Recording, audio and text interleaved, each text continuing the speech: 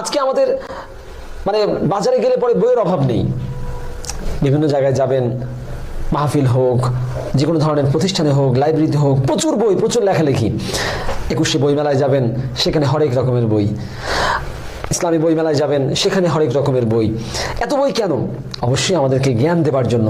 কিন্তু সবার আগে একজন মুসলিম সিদ্ধান্ত নেবে যে সে কোন জ্ঞানটা অর্জন করবে, কোন জ্ঞানটা অর্জন করবে না। কারণ জ্ঞান অর্জনের ক্ষেত্রে যদি আমি জ্ঞানের ধরনের এই ক্লাসিফিকেশনগুলো না করতে পারি, উপকারী জ্ঞান কোনটি, অপকারী জ্ঞান কোনটি নির্ধারণ করতে না পারি, তাহলে পরে আমরা কখনোই সত্যিকারের মানুষ হতে পারবো না, সফল মানুষ হতে পারবো না। আমরা দেখেছি অনেককেই যারা দুনিয়ার জীবনে সর্বোচ্চ ডিগ্রি ইউনিভার্সিটি থেকে তারা পিএইচডি করেছেন, কিন্তু তারা স্রষ্টাকে মানেন না। আল্লাহ রাব্বুল আলামিনের কাছে তারা কি উত্তর দিবেন? আল্লাহ রাব্বুল আলামিন তাদেরকে যে জ্ঞানটা দিয়েছিলেন, সেই জ্ঞানটা তারা কোন পথে ব্যয় করেছেন?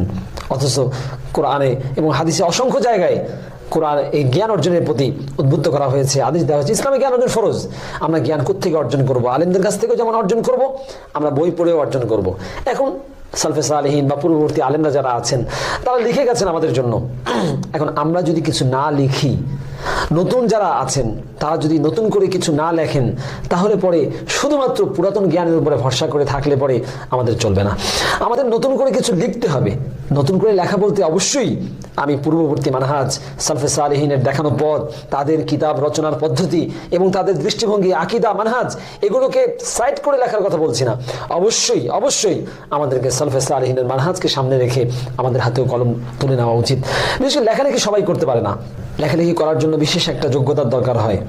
শব্দ নির্বাচন, বাক্য বিন্যাস, দলিলের উপস্থাপন এবং যুক্তি তর্ক, বিভিন্ন জিনিসের উপস্থাপনা খুব জরুরি হয়ে পড়ে। সেই জন্য আমরা অনেককেই দেখি যারা লিখতে গিয়ে বিভ্রান্ত হয়েছেন, যারা লিখতে গিয়ে স্রষ্টাকে অস্বীকার করেছেন।